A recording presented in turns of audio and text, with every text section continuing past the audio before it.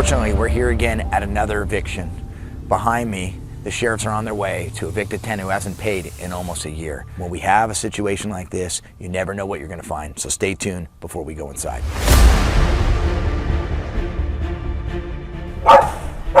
We go inside, get the leashes, put them in the leash and come outside, please. For eviction, anybody inside, make yourself known.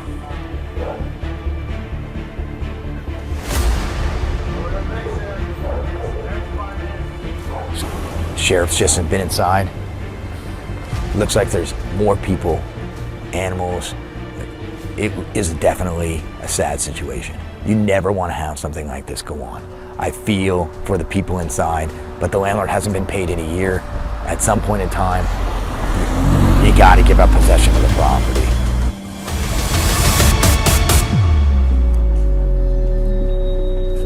We're going to need Serpro on site.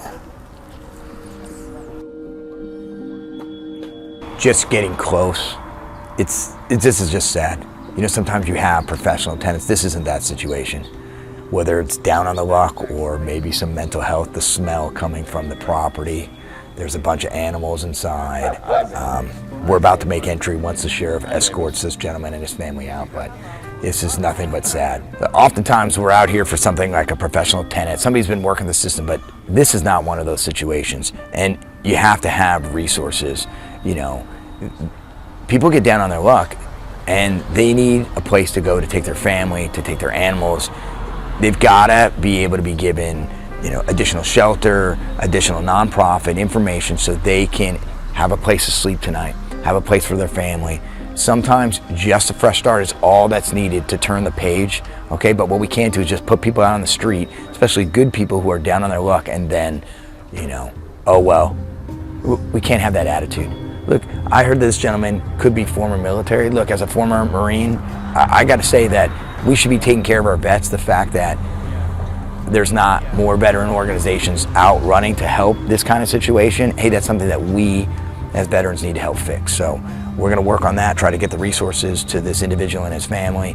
And again, these are not all, you know, wins for a landlord. They're losses for everyone, and that's what this is. This is a loss for everybody involved. So.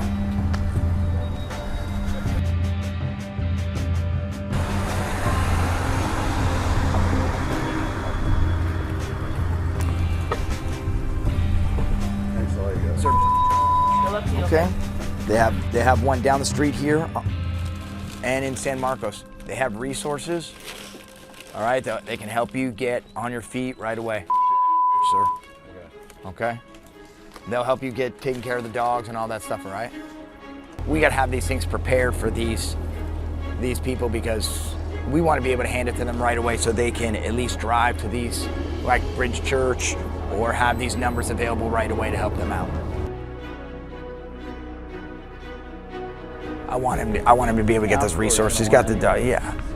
And mental health plays a part in it. Absolutely. Is it full of furniture? Sheriff? Yeah, it's pretty, he hasn't moved much stuff, so. I heard animals, so there are a lot of animals inside. Yeah, there's 3 dogs inside. Okay. If he leaves the dogs here, you can call animal control, or we can call it for you, okay? Okay, well, I'll contact the Humane Society if he leaves them here. Okay. And I've done that before. How many more of these do you have today, Deputy? More, you got like 4 more? 4 more today? How many have you done already? Like 3 or 4? Yeah. All right. Quite a day on the Stay docket. safe. All right, thank you. Be safe, all right?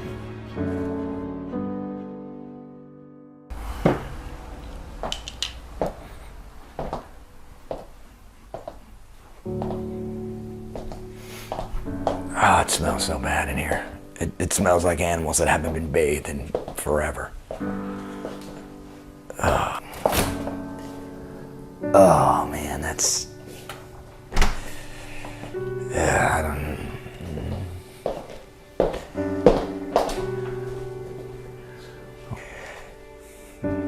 This is mental health. This is what mental health issues look like. I mean,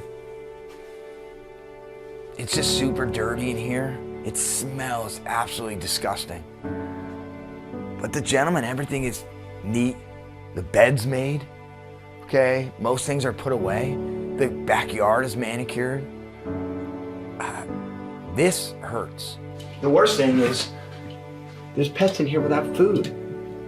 That's just, There's a bird that has no food or water. There's 3 dogs that probably is that gentleman's whole life, that like there was really no, there was very little bit of food at all. He was saying he's got tons of stuff in there, and so that's the big thing. I'll let him know that we have to hold it for 15 days, and he can either collect it in the garage with an appointment, or he can either pick it up at a local storage facility. The aftermath of the eviction, of getting back the property, is huge. They're gonna have to deep clean the place. They're gonna have to do pest control. They're gonna have to move out all the furniture, most of it which can't be salvaged. I mean, it's so absolutely disgusting in terms of smell and filth in here. These things are going to the dump, but you can't send them there right away. We do the best we can to take care of the aftermath, put the property back together, and then what? The landlord's either forced to sell. A lot of times they're too traumatized to re-rent a property. You know, you got to put this property back together. That's going to cost thousands of dollars, and after you do that, are you in a position where you trust renting it out to someone else?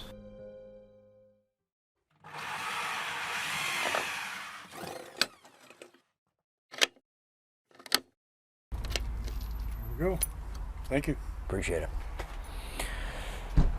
Look, we're done. Another eviction, and this one, it wasn't a fun one. It was one of those where everybody feels bad. There's no winners. And yeah, the landlord got their property back after a year without any rent. However, the person that we evicted, the person that we had to work with the sheriff to put out of this home, had animals that had to be left behind. Obviously, there's a clear mental health situation. And now what? He gets in his car and he drives away. Even though we provided community resources, we gave him places to go, we gave him numbers to call to help him and his pets, you don't know what's gonna happen. This is not the way it should be, but this is the way it is. Thanks for tuning in. We'll catch you next time.